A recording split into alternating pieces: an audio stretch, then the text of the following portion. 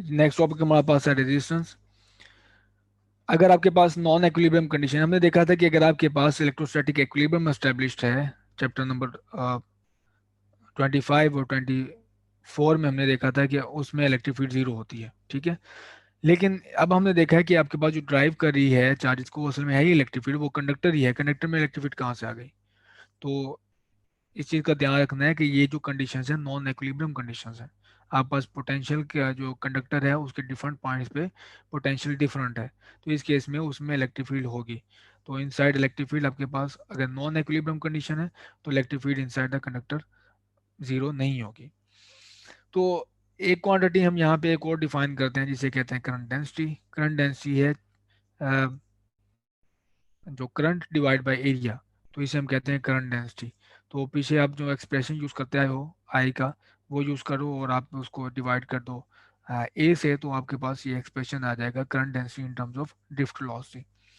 ये बहुत ही useful quantity है। जैसे कि अगर आपके पास वायर है और वायर की शेप कुछ इस तरह से है, इस तरह से, ठीक है। यहाँ पे देखिए एरिया ज़्यादा है, यहाँ पे एरिया कम है। तो जितने नंबर ऑफ चार्जेस यहाँ से आ रहे हैं, लेट से वो हैं टू चार्जेस हैं, टू हमारे पास यहाँ पे इलेक्ट्रॉन है, एक ही है एक ही है। तो आप यहाँ से करंट देखेंगे, इसके करंट देखने के लिए क्या करेंगे आप? टोटल नंबर ऑफ चार्ज एक सेकंड में जो पास कर रहे हैं वो आप देखोगे। लेट से वो एक सेकंड में दो चार्ज पास करें तो हमारे पास यहाँ पे भी 2 एम्पियर आएगा। अब law of conservation of charge है हमारे पास, चार्ज दरम्यान में हमारे पास गायब थोड़ी हो जाएगा। यहाँ से भी अगर दो इलेक्ट्रॉन आए तो यहाँ से भी दो इलेक्ट्रॉन आएंगे। तो एक सेकंड में यहाँ से भी दो इलेक्ट्रॉन अगर पास कर रहे हैं तो यहाँ पे भी आपके पास करंट क्या होगा?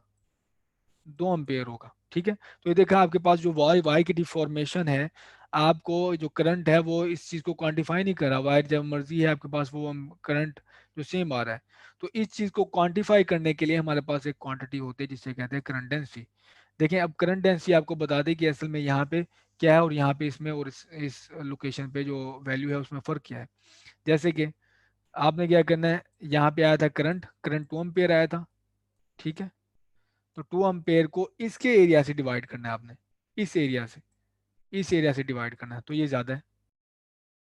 लेट से ये हमारे पास है 9 मीटर स्क्वायर है, मीटर की स्क्वायर है, ठीक है। और जब आप इधर जे की बात करोगे तो इस जे को इस पॉइंट पे करंट को इसके एरिया से डिवाइड करना है, यहाँ के एरिया से, ठीक है। लेट से वो हमारे पास 4 मीटर स्क्वायर है। तो देखिए करंट डेंसिटी यहाँ पे अलग आई है, करंट डेंसिटी यहाँ पे अलग आई है। तो करंट डेंसिटी की ये यूजफुलनेस है कि आपको जो इन्फॉर्मेशन करंट से नहीं मिलती वो आपको करंट डेंसिटी प्रोवाइड करती है। तो आपके अभी अब तक जो हमने डिस्कशन की है वो एक तो डिस्कशन है हमारे पास करंट की थी और करंट को हमने वोल्टेज से असाइन किया हुआ है।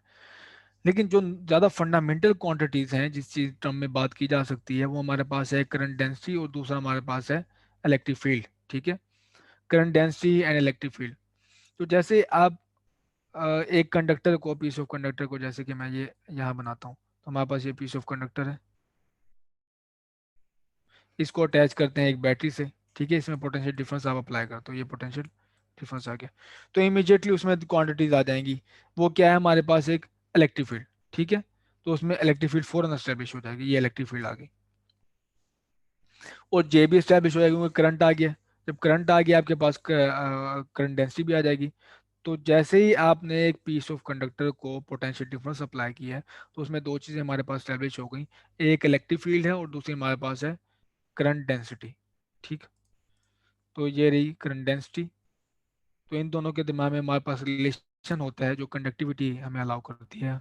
वो एक कह लें कि डायरेक्ट रिलेशन है, कि जैसे आप इलेक्ट्रिक फील्ड बढ़ाते जाओ उसी तरह हमारे पास करंट डेंसिटी भी बढ़ती जा रही है। जैसे आप इलेक्ट्रिक फील्ड बढ़ा रहे हो उसी तरह करंट डेंसिटी बढ़ रही है। जिस तरह आप करंट इलेक्ट्रिक फील्ड कम करते हो उसी तरह आपके पास करंट डेंसिटी कम होती है। तो इस प्रोपोर्शनलिटीज के साइन को ख़त्म करने के लिए हमारे पास कांस्टेंट अपेयर होता है जिसे कहते हैं कंडक्टिविटी, ठीक है।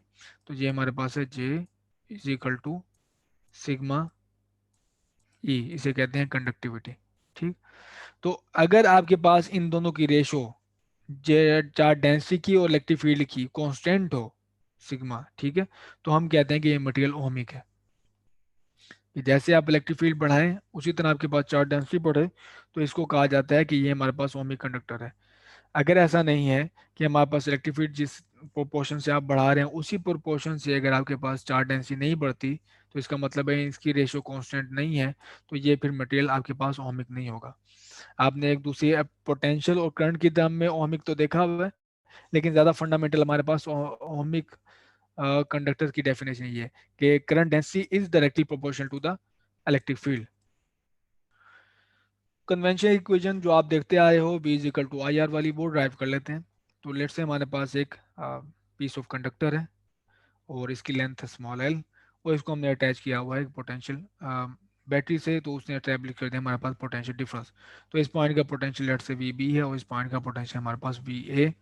जब पोटेंशियल डिफरेंस होगा तो हमारे पास यहाँ पे इलेक्ट्रिक फील्ड एस्टैब्लिश हो जाएगी और वो इलेक्ट्रॉन्स को ड्राइव करना शुरू कर देगी। ठीक है, तो ये हमारे पास है जिस पे हमने कैलकुलेशन करनी है पीस ऑफ कंडक्टर पे। तो अब अगर आपने इलेक्ट्रिक फील्ड से पोटेंशियल डिफरेंस या potential difference electric field calculate करना हो, तो ये हमारे पास रिलेशन है, क्योंकि इलेक्ट्रिक फील्ड हमारे पास दरम्यान में कांस्टेंट है जो हमने एज्यूम किया हुआ है। तो V is equal to E L हमारे पास एक्सप्रेशन होगा। जो आप देखते आए हो एक्सप्रेशन चैप्टर नंबर 25 में, वो ये था ई डॉट डी एल। ठीक है, तो ये एक्सप्रेशन सिंप्लीफाई हो जाता है ज़्यादा जब आप सिर्फ यूनिफॉर्म इलेक्ट्रिक फील्ड हो, तो आपके पास ये आएगा ई एल, और मैं पोटेंशियल डिफरेंस की एब्सोल्यूट वैल्यू ले रहा हूँ, इस वजह से नेगेटिव अपेयर नहीं हुआ। तो अब आप ये डेफिनेशन यूज़ कर लें, ये वाली, ठीक है, ओमिक वाली। तो ई की जगह पे ई की मैंने यहाँ से डेफिनेशन यूज़ की, वो डेल्टा वी ओवर एल आ गया, तो डेल्टा वी ओवर एल यहाँ पे आ गया आपके पास। ठीक, तो अब मज़ीद डेल्टा वी मैंने साइड पे कर लिया, यहाँ पे सिग्मा को इस तरफ ले गया, वो आपके पास डिवाइड हो गई, वो लेंथ यहाँ पे डिवाइड हो रही थी, यहाँ जाके मल्टीप्लाई हो गई, तो मेरे पास एक्सप्रेशन आ गई ये। ठीक है, delta V is equal to length J divide by sigma. अब जे का करंट के साथ डेफिनेशन मेरे पास ये है, जे की करंट के साथ, तो जे की जगह पे मैं आई ओवर ए पुट कर दूंगा, तो जे की जगह पे मेरे पास आ गया आई ओवर ए। ठीक, और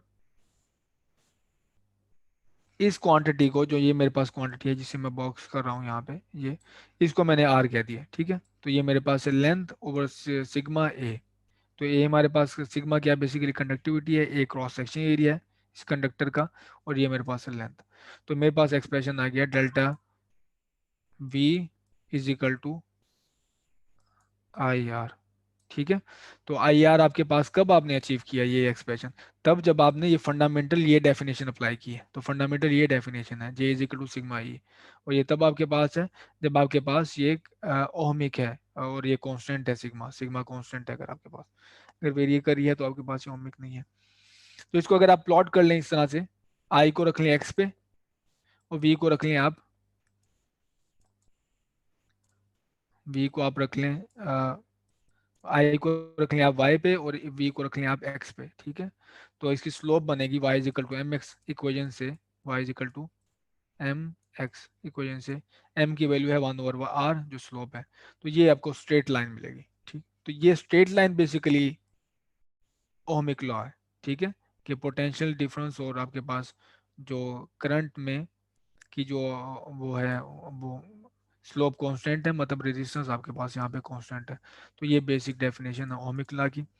और ओमिक लॉ में जो आपके पास वो यूजुअली आप देखते हो कन्वेंशन कि आप उसे लिखते हो रेजिस्टिविटी में। ठीक, तो कंडक्टिविटी का जो रेसिप्रोकल है वो है रेजिस्टिविटी के, यानी कि अब आपके पास बिल्ट इन एक इनहेरेंट एक मटेरियल के अंदर जो प्रॉपर्टी है कि वो इलेक्ट्रॉन के फ्लो को कितना रेजिस्ट करेगी, उसे हम रेजिस्टिव कहते हैं, रेजिस्टिविटी कहते हैं।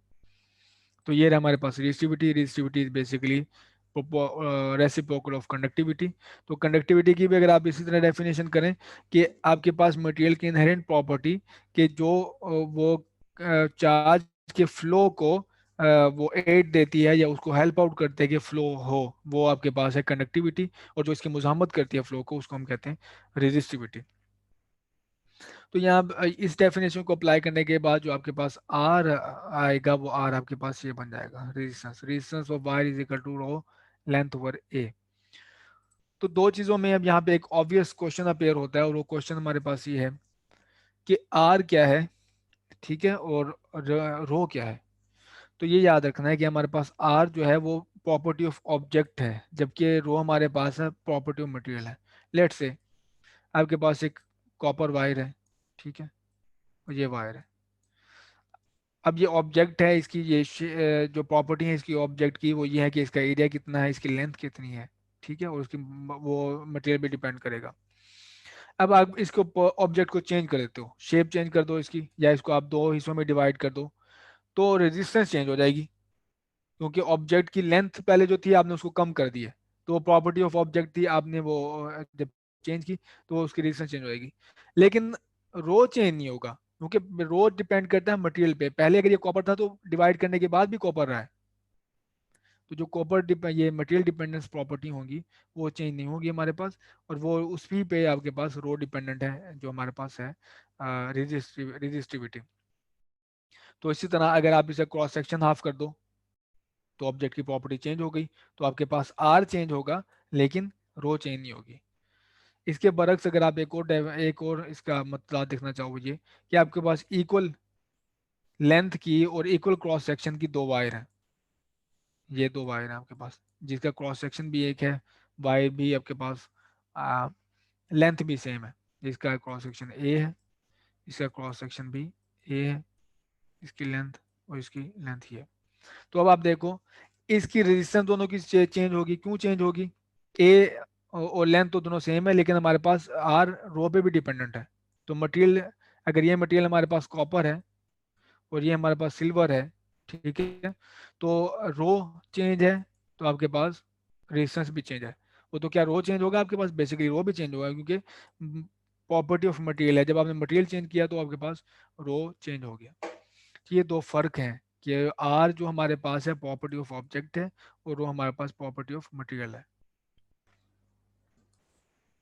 तो इस सेक्शन की एग्जांपल देख लें हम। तो एग्जांपल हमारे पास ये है, coil cables are used extensively for cable television and other electronic applications. A coil cable consists of two concentric cylindrical conductors. The region between the conductors is completely filled with polyethylene plastic as shown.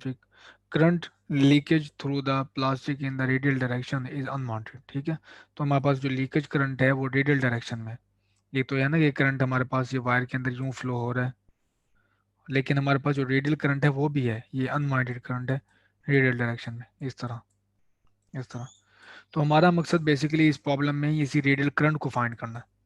तो जो current इसमें से wire के अंदर से सीधा straight वो pass out हो रहा है वो हमने फाइंड नहीं करना, हमने जो चीज़ फाइंड करनी है वो है रेडियल करंट। ये देखें आप, ये रेडियल करंट जो लीकेज हो रही है इसमें से। तो देखिए हम इसको किस तरह से फाइंड आउट करते हैं।